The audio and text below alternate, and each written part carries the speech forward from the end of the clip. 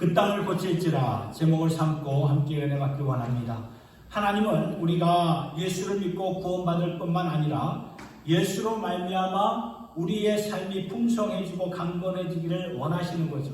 내면에 있는 상처와 갈등을 하나님이 치유해 주시고 몸과 마음과 영성을 새롭게 하셔서 우리를 강건한 하나님의 사람들로 세우시려는 하나님의 말씀을 우리가 말씀에서 보았고, 또한 그러한 사람들이 되기 위해서 우리가 어떻게 살아야 되는가를 지난 3주 동안 치유와 회복에 대한 말씀을 묵상해 보았습니다. 그러면서 오늘은 이제 각자의 치유되고 회복된 그러한 건강을 넘어서 이제 사회와 나라의 건강에 대한 말씀을 전하려고 합니다. 왜냐하면 성경을 보면은 항상 하나님께서 주시는 패러는 각 사람을 예수 안에서 회복시켜 주시고 고쳐 주셔서 그들이 살고 있는 나라와 사회를 회복시키시고 세우시려는 하나님의 마음을 보게 됩니다. 이것이 어디에서 명확하게 보여지는가 하면은 누가복음 3장에서의 말씀에서 보게 되는데, 거기 보면 하나님께서는 세례 요한을 먼저, 예수님보다 세례 요한을 먼저 보내시죠. 보내셔서 회개의 메시지를 전파하게 하십니다. 그래서 많은 사람들이 세례 요한의 말을 듣고 마음의 찔림을 받죠. 그러면서 오라, 우리는 어떻게 하면 좋을까? 우리는 죄인이구나. 우리가 다시 하나님의 은총을 받고 하나님 앞에 바로 서려면 우리는 어떻게 하면 좋을까? 그때 세례 요한이 이렇게 대답을 합니다. 옷이 두 벌이 있는 자는 한 벌을 가지고 없는 자들에게 나누어 줘라. 그리고 재산이 여유가 있는 자는 재산을 가지고도 그렇게 하여라. 세리인들에게는 세금을 걷는 자들로서 걷어야 할 것 외에는 더 이상 걷지 말고, 또 군인들에게는 사람들에게 폭력을 휘둘러서 강탈하지 말고 받는 급료에 만족할 수 있어야 된다. 이렇게 권면을 했습니다. 여기서 하나님이 세례 요한을 통해서 주시고자 하는 말씀은 무엇입니까? 우리가 하나님의 그 만져주심, 터치해주심을 통해 치유받고 회복을 받은 사람들이 되었다면 이제 내게 주어진 영역에서, 내게 주어진 자리에서 아름답게, 성실하게, 멋지게, 귀하게 하나님의 빛을 발하면서 일하는 사람들이 되어라. 너희들이 예수 믿고 고침을 받게 되었다면 세상에 맛을 낼 수 있는 사람, 세상에 빛을 비출 수 있는 사람이 되어야 된다. 각 개인의 고침과 또 회복을 통해 나라와 사회를 고치시고 회복시키시려는 그 하나님의 계획을 우리는 성경에서 보게 된다는 말씀입니다. 그렇다면 우리가 고침받고 회복된 사람들로서 어떠한 마음을 품고 나라를 위해 기도를 해야 되는 것입니까? 오늘 그 말씀을 보고자 하는 것입니다. 우리가 비록 미국에 와서 살고 있지만 우리가 태어난 곳은 대한민국이 아닙니까? 그래서 우리는 우리의 한반도를 고쳐달라고 우리가 이렇게 하나님 앞에 기도해야 되는 것입니다. 아직도 분단 70년이 넘도록 서로 총을 겨누고 서로 협박하면서 얼마나 골이 깊어질 대로 깊어졌습니까? 얼마나 불신이 깊어졌습니까? 그리고 지금도 신앙의 자유를 전혀 받아들이지 못하고 부정하는 북한을 보면서 신앙을 가진 이유만으로도 정치 수용소로 끌려가는 그러한 무시무시한 정권을 보면서 우리가 정말 기도해야 되고 이 땅을 고쳐달라고 우리가 강구해야 되는 것은 당연한 우리의 그러한 일이라는 거죠. 이것은 어떠한 선언이나 또는 정상들의 약속만으로 이루어질 수 없는 것이고, 오직 하나님께서 저들의 마음을 만져주시고 고쳐주셔야만이 되는 일이라고 저는 믿습니다. 오늘 본문 말씀 역대하 7장 14절의 말씀의 배경을 보면, 이 말씀은 솔로몬이 성전을 짓고 이제 하나님 앞에 헌당 예배를 드릴 때 하나님께서 기뻐하시면서 솔로몬에게 주셨던 약속의 말씀인데, 11절부터 이런 말씀이 나와 있죠. 여기 보면은 솔로몬이 여호와의 전과 왕궁 건축을 마치고 솔로몬의 순중에 여호와의 전과 자기의 궁궐에 그가 이루고자 한 것을 다 형통하게 이루니라. 밤에 여호와께서 솔로몬에게 나타나사 그에게 이르시되 내가 이미 내 기도를 듣고 이곳을 택하여 내게 내게 제사하는 성전을 삼았으니 혹 내가 하늘을 닫고 비를 내리지 아니하거나 혹 메뚜기 떼에게 토산을 먹게 하거나 혹 전염병이 내 백성 가운데 유행하게 할 때, 이것이 배경입니다. 솔로몬이 지금 하나님 앞에 헌당하여 하나님의 영광과 기쁨 가운데 하나님이 솔로몬에게 나타나셔서 주시는 약속의 말씀이 이 말씀입니다.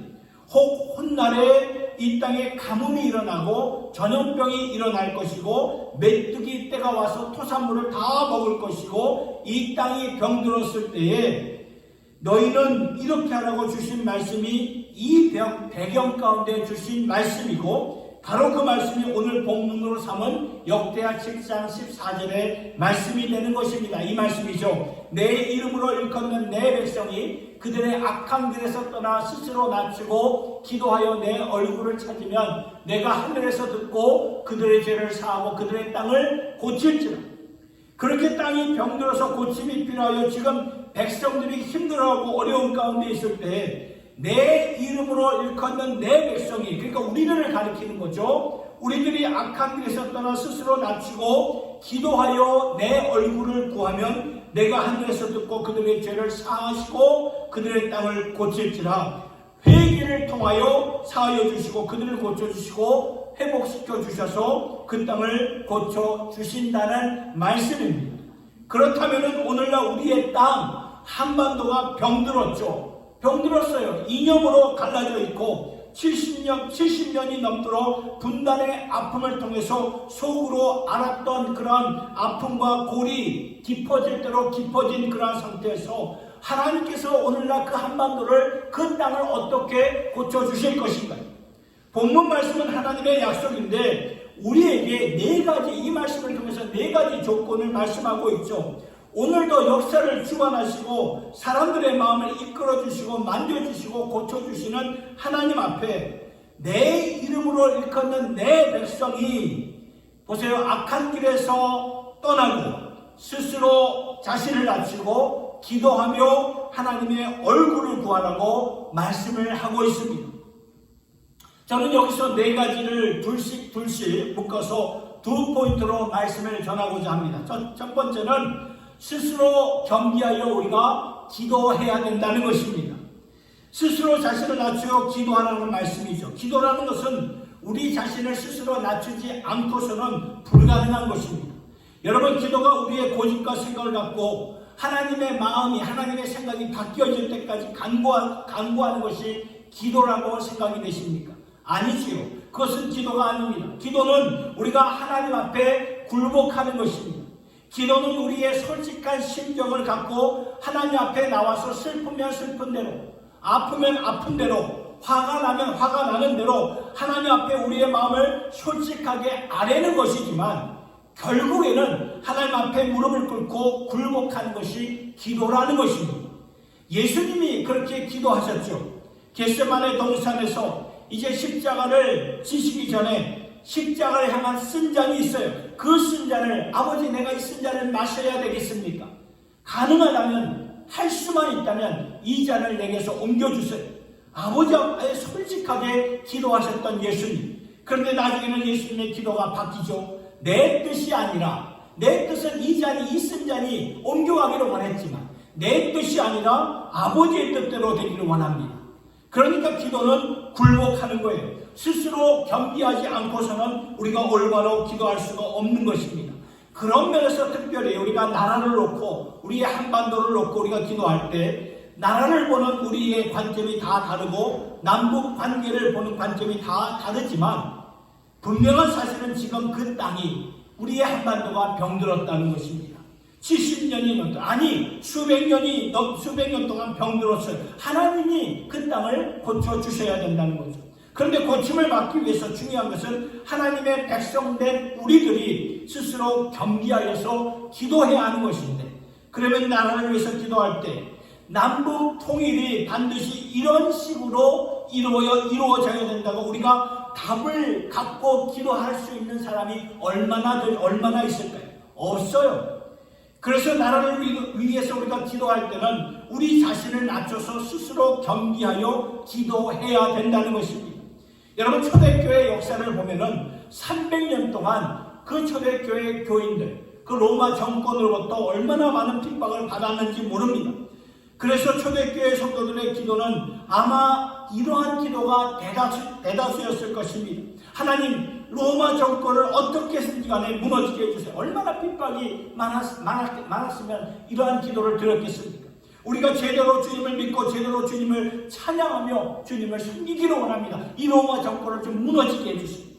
그러나 그 중에는 성경을 보니까 지도자들을 위해서 기도하라는 말씀이 있고, 또 구약 성경을 보니까 하나님을 믿지 않는 느부갓네살 왕이나 고레스 왕을 통해서도 하나님께서는 당신의 뜻을 펼쳐가시는, 이방의 왕들을 통해서도 이렇게 하나님의 뜻을 펼쳐가시는 그러한 말씀을 볼 때 그런 가운데서도 로마 정권이 예수 그리스도 앞에 무릎을 꿇고 주님을 믿게 해달라고 기도한 초대교회 교인들이 있다는 거예요.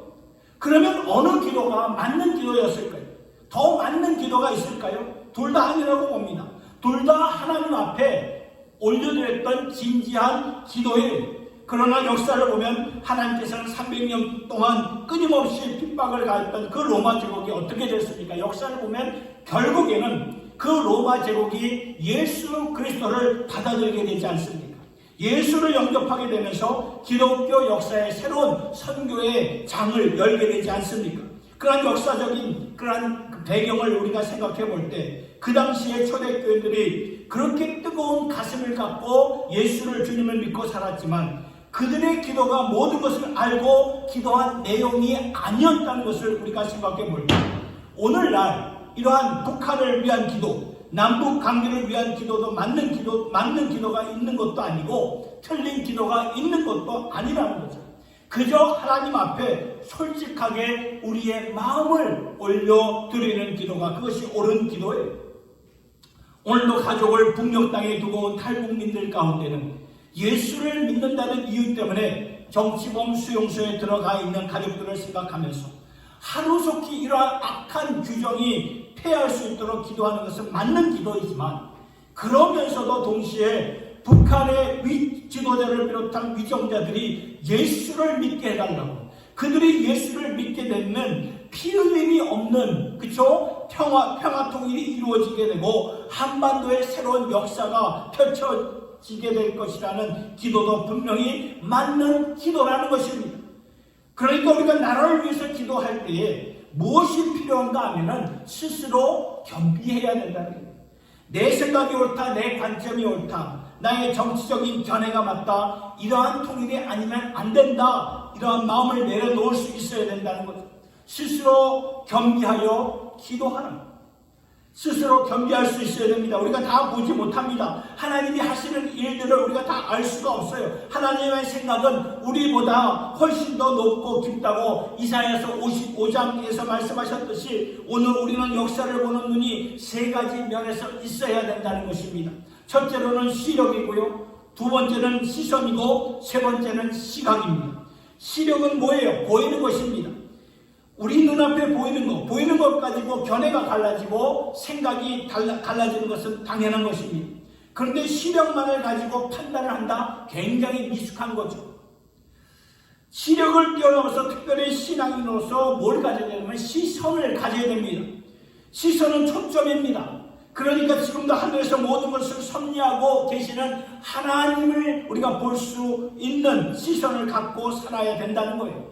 여기에는 나라도 아니고 정권도 아니고 정책도 아니고 정상들도 아니고 오직 하나님뿐이라는 거예요.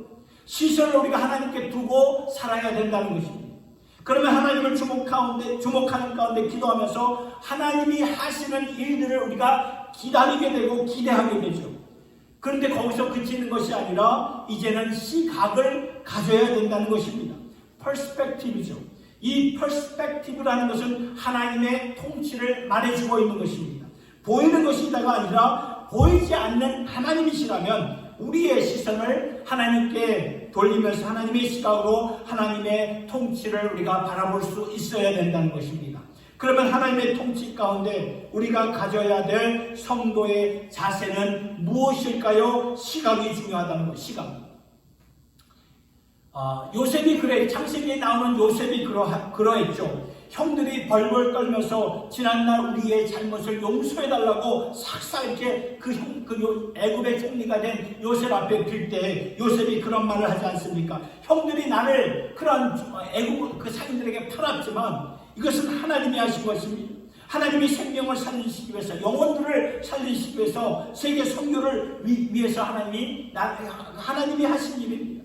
하나님 나라를 보면서 모든 것을 전체적으로 보는 거예요. 하나님이 궁극적으로 이루시고자 하는 세계 선교, 만민, 열방들이 주님께로 어떻게 돌아오는 것인가를 볼 수 있어야 한다는 그런 말이에요.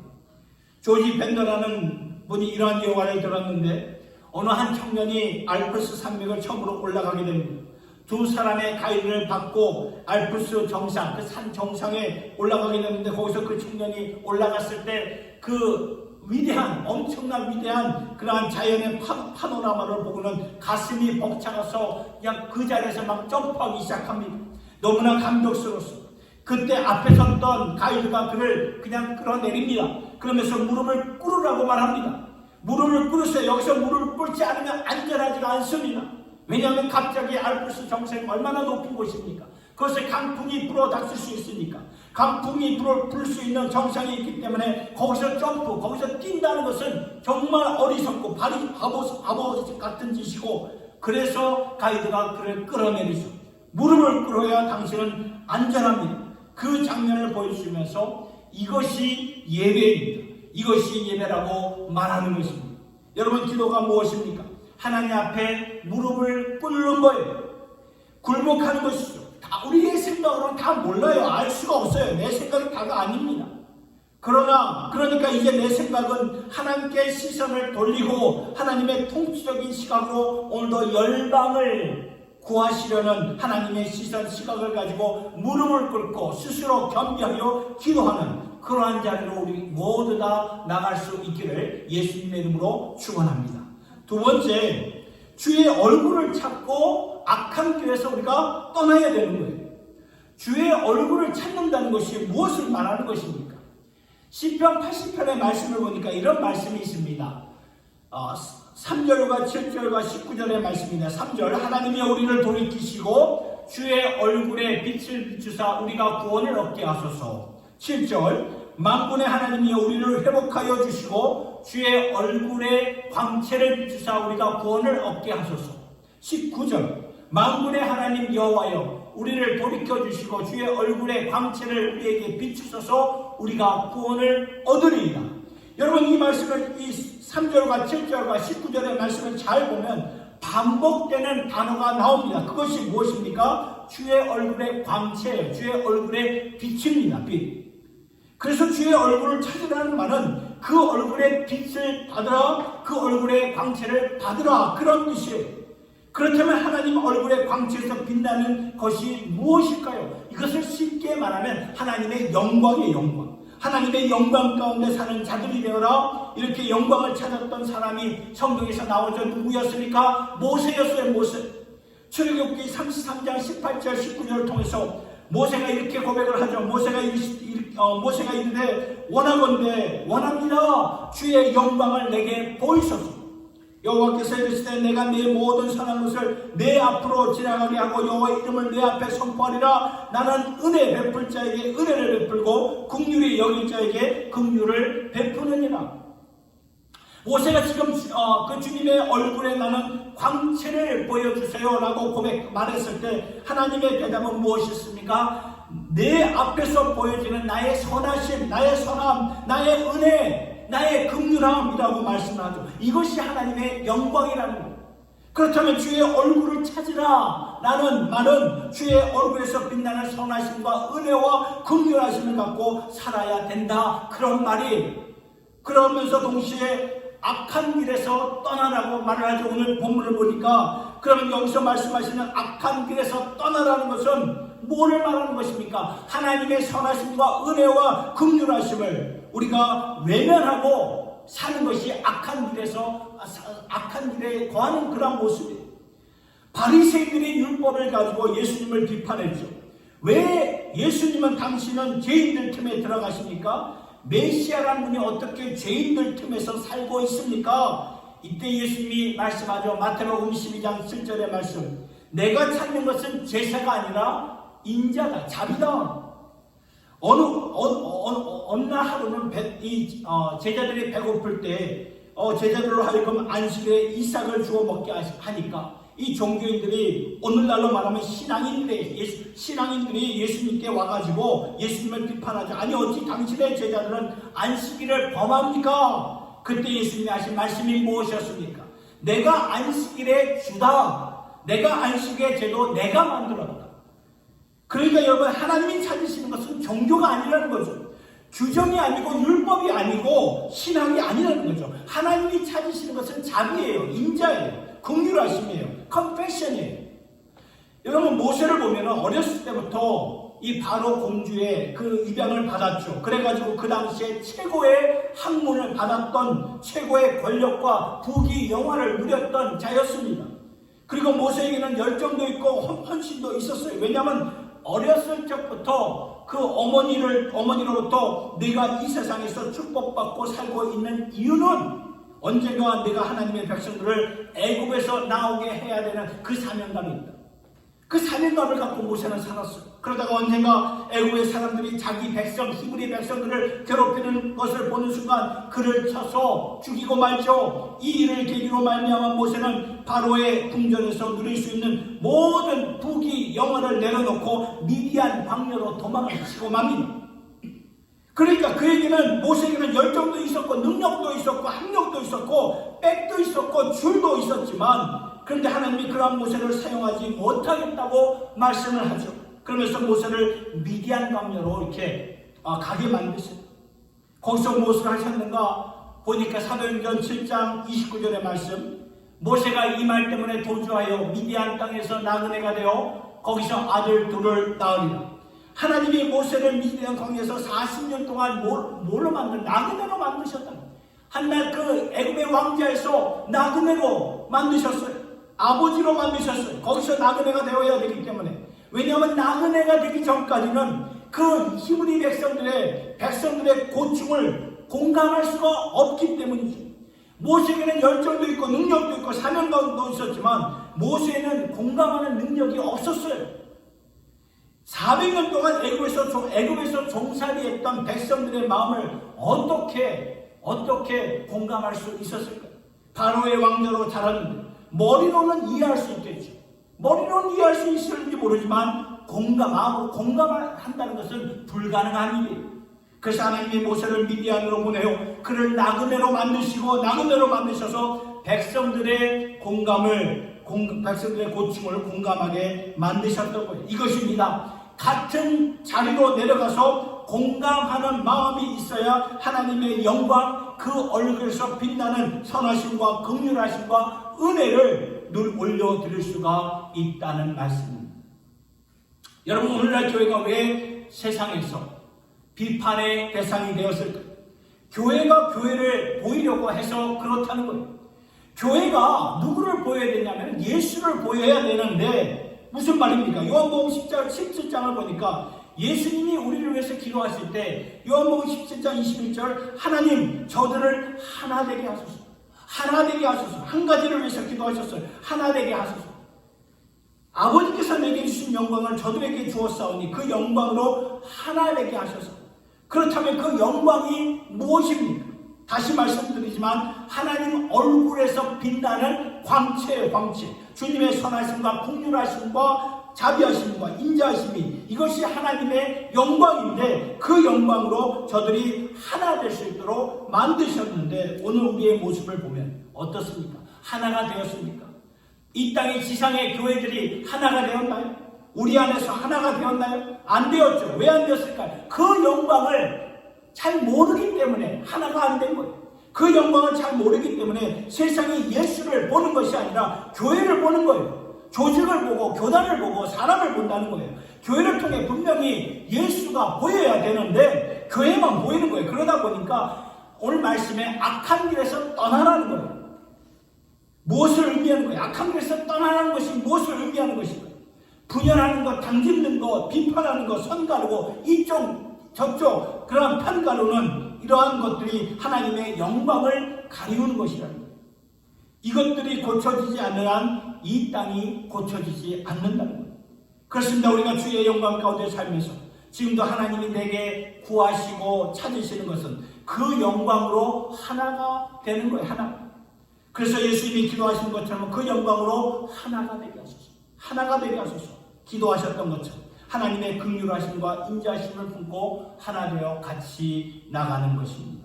사랑하는 성도 여러분, 우리의 땅 한반도가 고침을 받아야 돼요. 또 이 땅도 우리가 살고 있는 미국도 고침을 받아야 돼요. 언제 전쟁이 터질는지 모르는 그러한 땅을 우리의 후손들에게 남겨줄 수 없지 않습니까?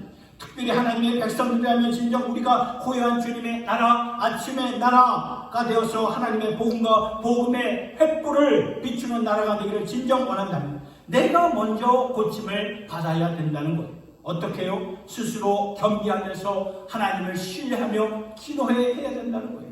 그리고 여호와의 얼굴을 구하면서 악한 길에서 떠나야 된다는 것입니다. 그 영광 가운데 은혜와 긍휼과 사랑과 자비와 인자하심 가운데 살면서 하나 되는 일에 힘쓸 때 하나님이 약속하신 대로 이 땅을, 우리의 한반도를 고쳐주실 줄로 믿습니다. 이러한 겸비한 인생 가운데 기도하시고 하나님의 얼굴을 구하며 악한 길에서 떠나는 주님의 권속들이 되실 수 있기를 예수님의 이름으로 축원합니다.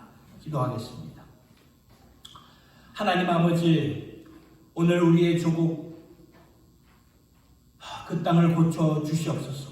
분단 70년이 넘은 나날을 보내면서 골은 골대로 깊어지면서 상처는 상처대로 깊어졌습니다. 아버지, 그 땅을, 그 땅의 백성들, 그리고 흩어져 있는 우리들을 고쳐 주시옵소서. 우리 모두 다 스스로 겸비하여 기도할 수 있는 백성들이 되게 하여 주셔서 하나님 앞에 내 생각을 내려놓고 굴복하는 마음으로 하나님의 기뻐하시고 선하시고 온전하신 뜻이 이루어지도록 하나님을 전적으로 의지하며 신뢰하며 기도할 수 있는 저희들 모두가 되게 하여 주시옵소서. 보이는 시력으로 흔들리는 것이 아니다.